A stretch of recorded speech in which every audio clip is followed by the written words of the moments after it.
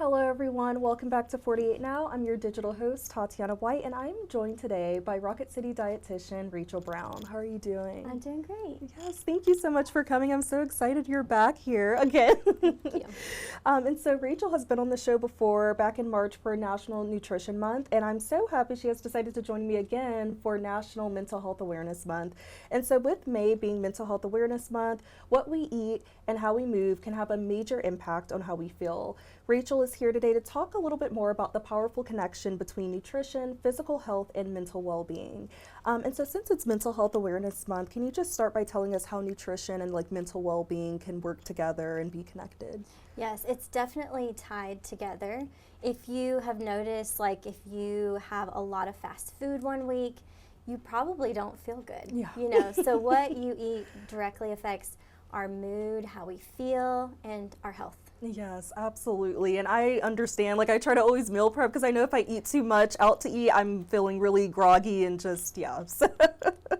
And so what types of foods can actually boost our mood or reduce stress and anxiety? Are there any foods for that? Yeah, there are specific foods. I like to keep it really general because if you break it down individually, you might stress out about that. Mm-hmm. But in general, omega-3s, vitamin D, and the B vitamins, those in particular, are really good for brain health, gut health, our emotions, everything. Yes, and so what type of foods would those be? Would that be fruits or? Yeah, so a wide variety, omega-3s, salmon, walnuts, the vitamin D, that could be mushrooms. Okay. And a fun fact about mushrooms too, if you don't like mushrooms, it's fine. Yeah. You can get it in other sources.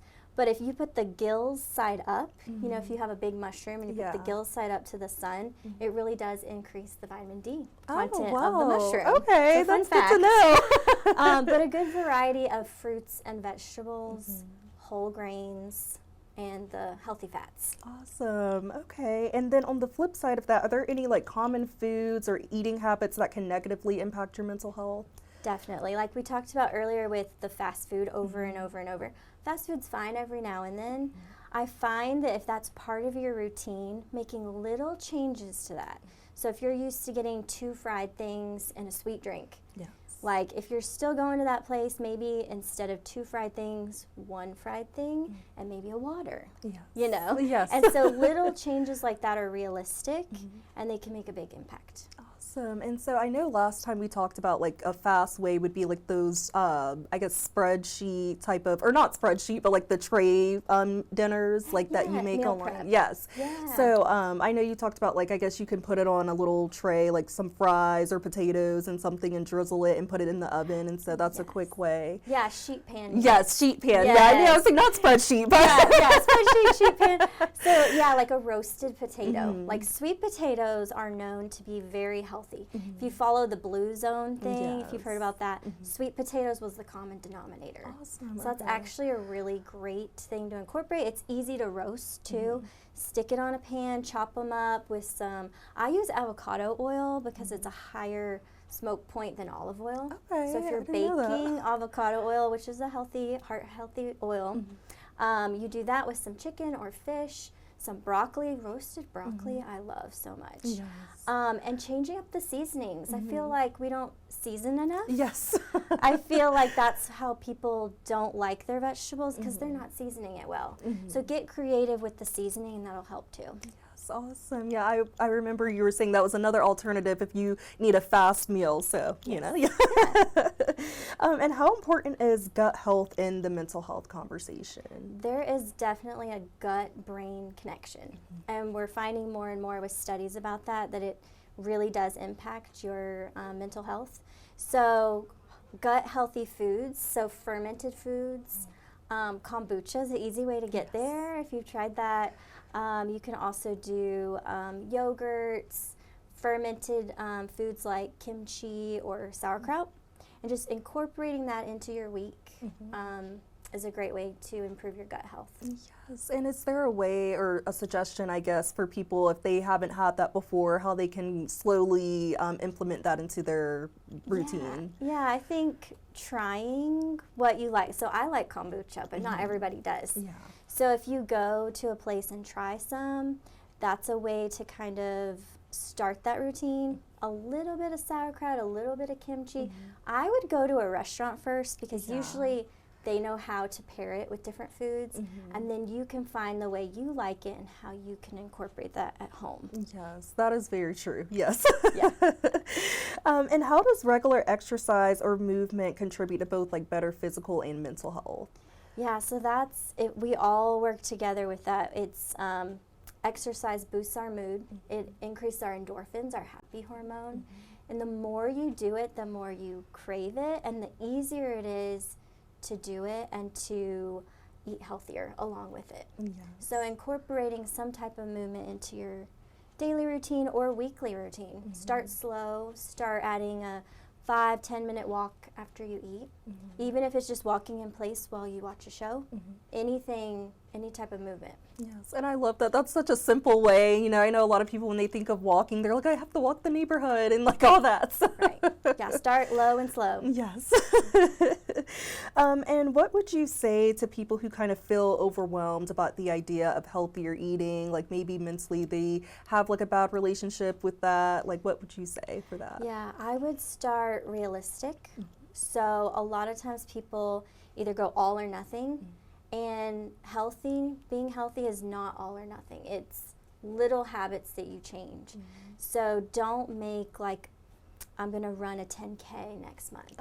That's, if you're from couch to 10K, that's too much that quick. So I would pick small, realistic goals. Maybe instead of drinking Diet Cokes all day, you do Diet Coke and water. You do half and half, and then that'll start snowballing into more habits. And I love to talk about adding color to your diet, and that's an easy way to not get overwhelmed with numbers and counting and measuring. Just make your plate more colorful.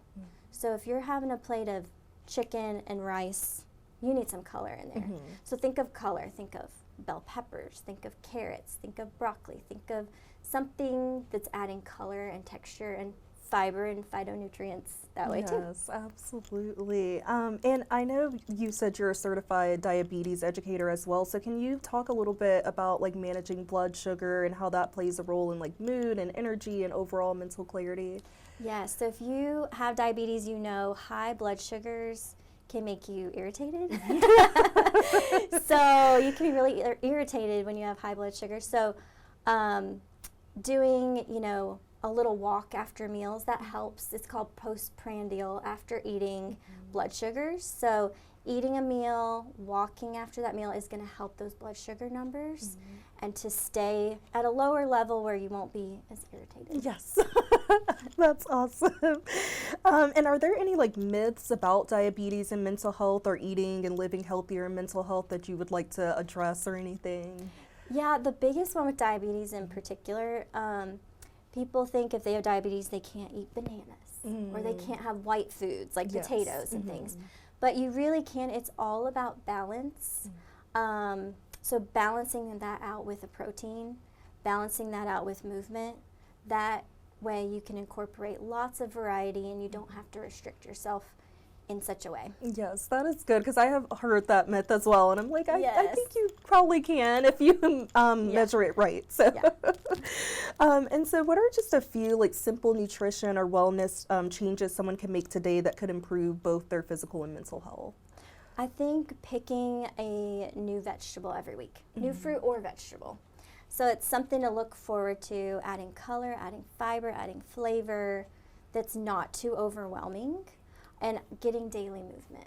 Yes. Even if it's watching your show and walking in place, or lifting weights or water bottles while you're watching the show. Something simple, and it'll start snowballing into the next habit and the next, and then you'll be healthier. Yes, awesome. And I've definitely tried to incorporate that. I'm like, I'm just going to do one small thing a day and we'll see where it goes. And so it has helped the routine go. So, and are there any like go-to meals or snacks that you recommend for people who are busy to nourish both their body and mind, or for people who kind of feel defeated when they've tried the healthy lifestyle and they feel like they might have not accomplished it? Yeah, I think focusing on protein and fiber. I think like fiber is not talked about as much as it should be. We need about 30 grams a day, and most Americans get about 12. So even just including more fiber into your diet, you're going to feel better.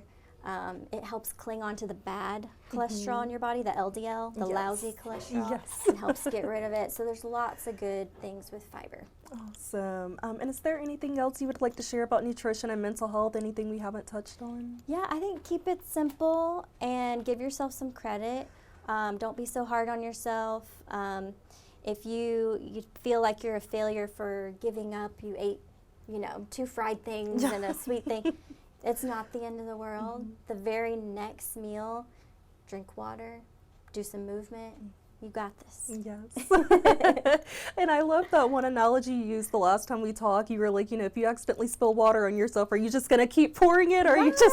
Exactly. Yeah, if you spill water on yourself, you're not going to just pour the whole bottle. Yes, exactly. So same thing with healthy living. It's just the next thing you can do. Right, exactly. Yeah. Grab that tissue and blow yes. it, Yes, well, thank you so much, Rachel, for coming again you. and for sharing this important message about nutrition and mental health. I know that's a huge thing, and a lot of people can feel insecure about their healthy eating styles or whatever, so thank you. Thank you. And thank you all for tuning into 48 Now, and don't forget to follow Rachel Brown, also known as the Rocket City Dietitian, for more wellness, health, and nutrition tips, and for some amazing recipes, and a reminder that small changes to how we eat and live can make a big difference in how we feel mentally and physically. I hope you all have a great rest of your day.